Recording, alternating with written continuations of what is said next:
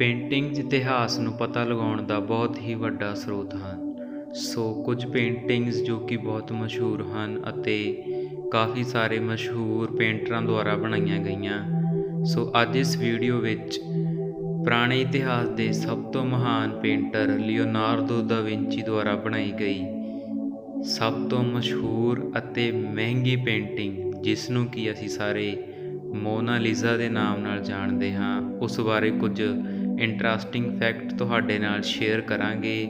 ਸੋ ਉਮੀਦ ਹੈ ਕਿ ਤੁਹਾਨੂੰ ਵੀਡੀਓ ਜ਼ਰੂਰ ਪਸੰਦ ਆਏਗੀ। ਸੋ ਆਓ ਵੀਡੀਓ ਨੂੰ ਸ਼ੁਰੂ ਕਰਦੇ ਹਾਂ।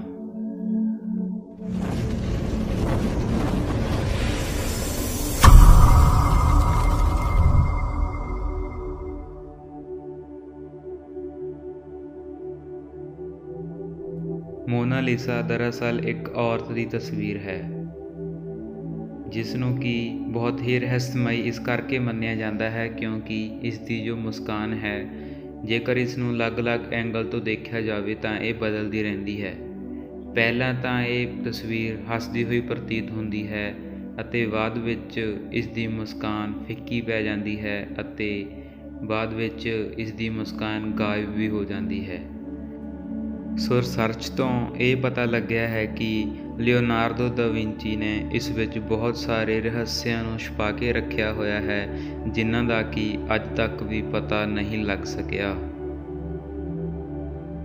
ਸੰਨ 2000 ਵਿੱਚ ਹਾਰਵਰਡ ਯੂਨੀਵਰਸਿਟੀ ਦੇ ਇੱਕ ਰਿਸਰਚਰ ਤੋਂ ਇਹ ਪਤਾ ਲੱਗਦਾ ਹੈ ਕਿ ਜੋ ਇਸ ਦੀ ਮੁਸਕਾਨ ਨਹੀਂ ਬਦਲਦੀ, ਸਗੋਂ ਇਹ ਮਨੁੱਖ ਦਾ ਆਪਣਾ ਮਾਈਂਡਸੈਟ ਉੱਤੇ ਨਿਰਭਰ ਕਰਦਾ ਹੈ।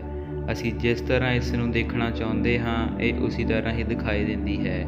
ਸੋ ਇਹ ਡਿਪੈਂਡ ਕਰਦਾ ਹੈ ਕਿ ਅਸੀਂ ਕਿਸ ਚੀਜ਼ ਉੱਤੇ ਫੋਕਸ ਕਰ ਰਹੇ ਹਾਂ।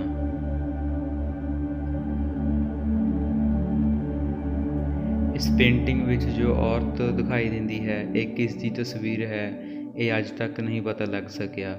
ਕੁਝ ਲੋਕ ਕਹਿੰਦੇ ਹਨ ਕਿ ਇਹ ਉਸ ਸਮੇਂ ਦੀ ਮਹਾਰਾਣੀ ਦੀ ਤਸਵੀਰ ਹੈ ਅਤੇ ਇਹ ਵੀ ਮੰਨਿਆ ਜਾਂਦਾ ਹੈ ਕਿ ਇਹ ਤਸਵੀਰ ਲਿਓਨਾਰਦੋ ਦਾ ਵਿੰਚੀ ਦੀ ਆਪਣੀ ਮਾਂ ਦੀ ਤਸਵੀਰ ਹੀ ਹੈ, ਜੋ ਕਿ ਆਪਣੀ ਮਾਂ ਦੇ ਪ੍ਰਤੀ ਉਸਦਾ ਪਿਆਰ ਦਰਸਾਉਂਦੀ ਹੈ। ਪਰ ਜ਼ਿਆਦਾਤਰ ਲੋਕ ਇਹ ਕਹਿੰਦੇ ਹਨ ਕਿ ਇਹ ਤਸਵੀਰ ਲਿਓਨਾਰਦੋ ਦਾ ਵਿੰਚੀ ਦੀ ਆਪ ਦੀ ਹੀ ਤਸਵੀਰ ਹੈ, ਜੋ ਕਿ ਦੇਖਣ ਵਿੱਚ ਕਾਫੀ ਸਿਮਿਲਰ ਪ੍ਰਤੀਤ ਹੁੰਦੀ ਹੈ। ਲਿਓਨਾਰਦੋ ਨੇ ਇਹ ਪੇਂਟਿੰਗ 1503 ਵਿੱਚ ਬਣਾਉਣੀ ਸ਼ੁਰੂ ਕੀਤੀ ਅਤੇ 1517 ਤੱਕ ਇਹ ਪੇਂਟਿੰਗ ਬਣ ਕੇ ਤਿਆਰ ਹੋ ਗਈ ਸੀ। ਇਸ ਪੇਂਟਿੰਗ ਵਿੱਚ ਸਭ ਤੋਂ ਜ਼ਿਆਦਾ ਸਮਾਂ ਇਸ ਦੀ ਸਮਾਈਲ ਬਣਾਉਣ ਵਿੱਚ ਹੀ ਲੱਗਿਆ। ਲਗਭਗ ਉਸ ਨੂੰ 12 ਸਾਲ ਲੱਗ ਗਏ ਕਿਉਂਕਿ ਉਸ ਨੂੰ ਸਮਝ ਹੀ ਨਹੀਂ ਸੀ ਆ ਰਿਹਾ ਕਿ ਇਸ ਨੂੰ ਕਿਸ ਤਰ੍ਹਾਂ ਬਣਾਇਆ ਜਾ ਸਕੇ। ਸੋ ਇਸ ਕਰਕੇ ਹੀ ਇਸ ਦੀ ਸਮਾਈਲ ਇੰਨੀ ਰਹੱਸਮਈ ਬਣੀ ਹੋਈ ਹੈ। ਤੁਸੀਂ ਦੇਖ ਹੀ ਲਿਆ ਹੋਵੇਗਾ ਕਿ ਮੋਨਾ ਲੀਜ਼ਾ ਕਿੰਨੀ ਸੁੰਦਰ ਪੇਂਟਿੰਗ ਸੀ, ਲੇਕਿਨ ਇਹ ਇੰਨੀ ਮਸ਼ਹੂਰ ਨਹੀਂ ਸੀ। ਇਹ ਮਸ਼ਹੂਰ ਉਦੋਂ ਹੋਈ ਜਦੋਂ ਇਸ ਨੂੰ ਪੈਰਿਸ ਦੇ ਲੂਵਰ ਮਿਊਜ਼ੀਅਮ ਵਿੱਚੋਂ ਚੁਰਾ ਲਿਆ ਗਿਆ।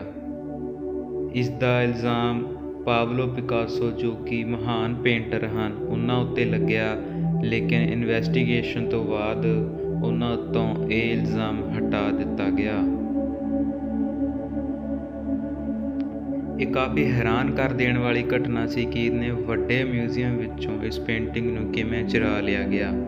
ਸੋ ਇਸ ਦੀ ਇਨਵੈਸਟੀਗੇਸ਼ਨ ਲਈ ਇਸ ਮਿਊਜ਼ੀਅਮ ਨੂੰ ਇੱਕ ਹਫ਼ਤੇ ਦੇ ਲਈ ਬੰਦ ਕਰਕੇ ਰੱਖ ਦਿੱਤਾ, ਕਿਉਂਕਿ ਉਹਨਾਂ ਨੂੰ ਲੱਗਿਆ ਕਿ ਇਹ ਪੇਂਟਿੰਗ ਮਿਊਜ਼ੀਅਮ ਦੇ ਅੰਦਰ ਹੀ ਕਿਤੇ ਕਮਰੇ ਅੰਦਰ ਰਹਿ ਗਈ ਹੋਵੇਗੀ ਅਤੇ ਖੋਜ ਤੋਂ ਬਾਅਦ ਉਹਨਾਂ ਨੂੰ ਇਹ ਪੇਂਟਿੰਗ ਇਸ ਮਿਊਜ਼ੀਅਮ ਵਿੱਚ ਵੀ ਨਹੀਂ ਮਿਲੀ। ਜਿਸ ਵਿਅਕਤੀ ਨੇ ਇਸ ਪੇਂਟਿੰਗ ਨੂੰ ਚੁਰਾਇਆ ਸੀ, ਉਸ ਦਾ ਨਾਮ ਸੀ ਵਿਨਸੈਂਜ਼ੋ ਪੁਰਗੀਆ, ਜੋ ਕਿ ਇਟਲੀ ਦਾ ਦੇਸ਼ ਭਗਤ ਸੀ ਅਤੇ ਇਹ ਮੰਨਦਾ ਸੀ ਕਿ ਇਹ ਪੇਂਟਿੰਗ ਉਹਨਾਂ ਦੀ ਵਿਰਾਸਤ 'ਚੋਂ ਹੈ। ਇਸ ਲਈ ਉਹ ਇਸ ਪੇਂਟਿੰਗ ਨੂੰ ਇਟਲੀ ਦੇ ਮਿਊਜ਼ੀਅਮ ਵਿੱਚ ਰੱਖਣਾ ਚਾਹੁੰਦਾ ਸੀ।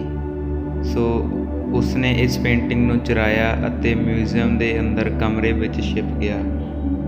ਸੋ ਇਹ ਵਿਅਕਤੀ ਕਾਫੀ ਲੰਮੇ ਸਮੇਂ ਬਾਅਦ ਉਦੋਂ ਫੜਿਆ ਗਿਆ ਜਦੋਂ ਇਹ ਇਟਲੀ ਦੇ ਮਿਊਜ਼ੀਅਮ ਦੇ ਆਰਟ ਡਾਇਰੈਕਟਰ ਨਾਲ ਸਮਝੌਤਾ ਕਰਨ ਜਾ ਰਿਹਾ ਸੀ। ਸੋ 2 ਹਫ਼ਤੇ ਇਟਲੀ ਦੇ ਮਿਊਜ਼ੀਅਮ ਵਿੱਚ ਰੱਖਣ ਤੋਂ ਬਾਅਦ ਇਹ ਪੇਂਟਿੰਗ ਨੂੰ ਵਾਪਸ ਪੈਰਿਸ ਦੇ ਮਿਊਜ਼ੀਅਮ ਵਿੱਚ ਟ੍ਰਾਂਸਫਰ ਕਰ ਦਿੱਤਾ ਗਿਆ।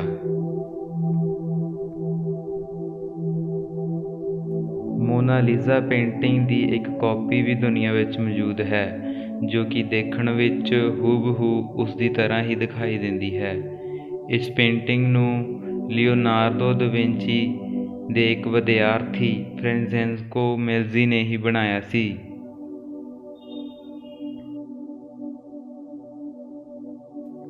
ਇਹ ਪੇਂਟਿੰਗ ਪਹਿਲਾਂ ਕੰਧ ਉੱਤੇ ਲੱਗੀ ਹੋਣ ਕਰਕੇ ਇਸ ਉੱਤੇ ਕਈ ਵਾਰ ਕੀਤੇ ਗਏ, ਜਿਵੇਂ ਕਿ ਇਸ ਉੱਤੇ ਪਹਿਲਾਂ ਪੱਥਰ ਮਾਰਿਆ ਗਿਆ ਜਿਸ ਕਾਰਨ ਇਸ ਦੀ ਕੋਹਣੀ 'ਤੇ ਨਿਸ਼ਾਨ ਪੈ ਗਿਆ ਅਤੇ ਬਾਅਦ ਵਿੱਚ ਇਸ ਉੱਤੇ ਤੇਜ਼ਾਬ ਅਤੇ ਸਿਹਾਈ ਨਾਲ ਵੀ ਹਮਲੇ ਕੀਤੇ ਗਏ। ਸੋ ਇਸ ਤੋਂ ਬਾਅਦ ਉੱਥੋਂ ਦੀ ਸਿਕਿਉਰਿਟੀ ਨੇ ਇਸ ਨੂੰ ਬੁਲੇਟ ਪ੍ਰੂਫ ਸ਼ੀਸ਼ੇ ਦੇ ਅੰਦਰ ਜੜਾ ਕੇ ਰੱਖਿਆ ਹੈ। ਸੋ ਇਸ ਤਰ੍ਹਾਂ ਇਹ ਪੇਂਟਿੰਗ ਨੂੰ ਬਾਹਰੀ ਹਮਲਿਆਂ ਤੋਂ ਬਚਾ ਕੇ ਰੱਖਿਆ ਹੋਇਆ ਹੈ। ਮੋਨਾਲੀਸਾ ਪੇਂਟਿੰਗ ਅੱਜ ਤੱਕ ਦੀ ਸਭ ਤੋਂ ਮਹਿੰਗੀ ਪੇਂਟਿੰਗ ਹੈ।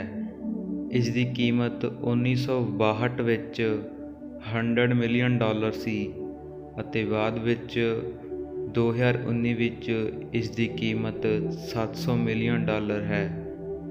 ਪਰ ਇਸ ਪੇਂਟਿੰਗ ਨੂੰ ਖਰੀਦਿਆ ਜਾਂ ਵੇਚਿਆ ਨਹੀਂ ਜਾ ਸਕਦਾ ਕਿਉਂਕਿ ਇਹ ਪੇਂਟਿੰਗ ਪਬਲਿਕ ਪ੍ਰਾਪਰਟੀ ਵਿੱਚ ਆਉਂਦੀ ਹੈ। ਮੋਨਾਲੀਸਾ ਪੇਂਟਿੰਗ ਜਿੰਨੀ ਵੱਡੀ ਦਿਖਾਈ ਦਿੰਦੀ ਹੈ ਅਸਲ ਵਿੱਚ ਇਹ ਉਨੀ ਵੱਡੀ ਨਹੀਂ ਹੈ। ਇਸ ਦਾ ਵਜ਼ਨ ਸਿਰਫ 8 ਕਿਲੋ ਹੈ। ਇਸ ਪੇਂਟਿੰਗ ਨੂੰ ਪੇਪਰ ਉੱਤੇ ਨਹੀਂ ਬਣਾਇਆ ਗਿਆ, ਭਾਵੇਂ ਕਿ ਉਸ ਸਮੇਂ ਪੇਪਰ ਅਤੇ ਸਿਹਾਈ ਦੀ ਖੋਜ ਹੋ ਚੁੱਕੀ ਸੀ, ਪਰ ਉਸ ਸਮੇਂ ਦੇ ਪੇਂਟਰ ਇਸ ਚੀਜ਼ ਵਿੱਚ ਵਿਸ਼ਵਾਸ ਰੱਖਦੇ ਸਨ ਕਿ ਛੋਟੀਆਂ ਪੇਂਟਿੰਗਾਂ ਨੂੰ ਲੱਕੜ ਉੱਤੇ ਹੀ ਬਣਾਇਆ ਜਾਵੇ। ਸੋ ਇਸ ਕਰਕੇ ਇਸ ਪੇਂਟਿੰਗ ਨੂੰ ਲੱਕੜ ਦੇ ਉੱਪਰ ਆਇਲ ਪੇਂਟ ਦੇ ਨਾਲ ਹੀ ਬਣਾਇਆ ਗਿਆ ਸੀ।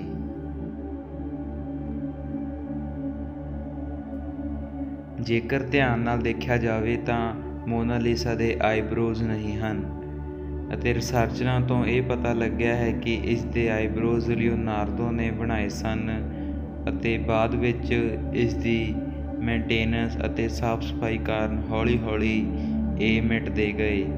ਸੋ ਇਸ ਕਰਕੇ ਅੱਜ ਦੀ ਮੋਨਾਲੀਸਾ ਅੰਦਰ ਇਹ ਆਈਬ੍ਰੋਜ਼ ਦਿਖਾਈ ਨਹੀਂ ਦਿੰਦੇ। ਫ੍ਰੈਂਚ ਰੈਵੋਲਿਊਸ਼ਨ ਤੋਂ ਬਾਅਦ ਇਹ ਪੇਂਟਿੰਗ ਫ੍ਰੈਂਚ ਦੇ ਰਾਜਿਆਂ ਮਹਾਰਾਜਿਆਂ ਦੀ ਵਿਰਾਸਤ ਵਿੱਚ ਚਲੀ ਗਈ ਸੀ। ਸੋ ਇਹ ਵੀ ਮੰਨਿਆ ਜਾਂਦਾ ਹੈ ਕਿ ਨੈਪੋਲੀਅਨ ਨੇ ਵੀ ਇਸ ਪੇਂਟਿੰਗ ਨੂੰ ਕਾਫੀ ਸਮਾਂ ਆਪਣੇ ਆਫਿਸ ਦੇ ਵਿੱਚ ਲਗਾ ਕੇ ਰੱਖਿਆ ਸੀ।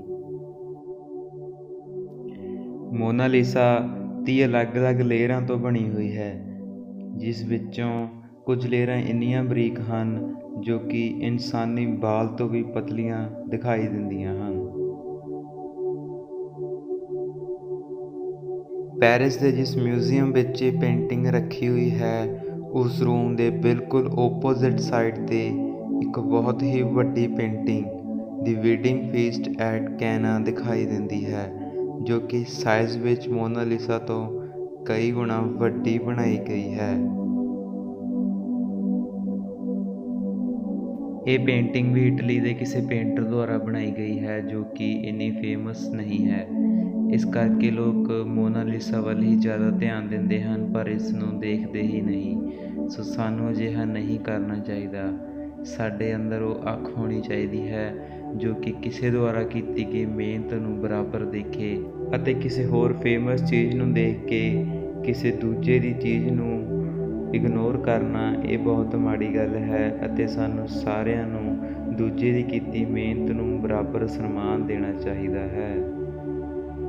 ਇਹ ਜੋ ਪੇਂਟਿੰਗ ਤੁਸੀਂ ਦੇਖ ਰਹੇ ਹੋ ਇਹ ਵੀ ਲਿਓਨਾਰਦੋ ਦਾ ਵਿੰਚੀ ਦੁਆਰਾ ਹੀ ਬਣਾਈ ਗਈ ਸੀ, ਜਿਸ ਦਾ ਨਾਮ ਹੈ ਦੀ ਲਾਸਟ ਸਪਰ। ਸੋ ਅਗਲੀ ਵੀਡੀਓ ਵਿੱਚ ਅਸੀਂ ਇਸ ਪੇਂਟਿੰਗ ਬਾਰੇ ਕੁਝ ਜਾਣਕਾਰੀ ਤੁਹਾਨੂੰ ਦੇਵਾਂਗੇ। ਅਸੀਂ ਉਮੀਦ ਕਰਦੇ ਹਾਂ ਕਿ ਤੁਹਾਨੂੰ ਇਹ ਵੀਡੀਓ ਬਹੁਤ ਪਸੰਦ ਆਈ ਹੋਵੇਗੀ ਅਤੇ ਜੇਕਰ ਤੁਸੀਂ ਇਤਿਹਾਸ ਨਾਲ ਜੁੜੀਆਂ ਹੋਰ ਜਾਣਕਾਰੀਆਂ ਲੈਣਾ ਚਾਹੁੰਦੇ ਹੋ ਤਾਂ ਤੁਸੀਂ ਇਸ ਚੈਨਲ ਨੂੰ ਸਬਸਕ੍ਰਾਈਬ